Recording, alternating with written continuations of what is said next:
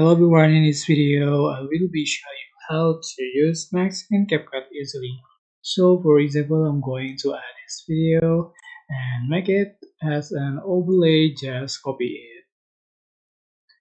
And then you can click this main video, you can adjust or move this position like this, and like this, or the overlay video, and you can click Max here. Just select this max option. For example, I select this speed max, and you can adjust for the position like this.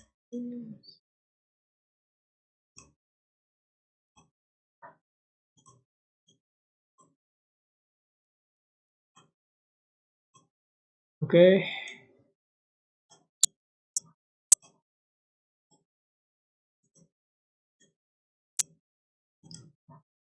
you can check the result, but click the play button. So here we go, that's how to use Max in CapCut. Don't forget to click like, comment, share, and also subscribe. And you can click thanks button for appreciate and share. Thanks. Bye bye.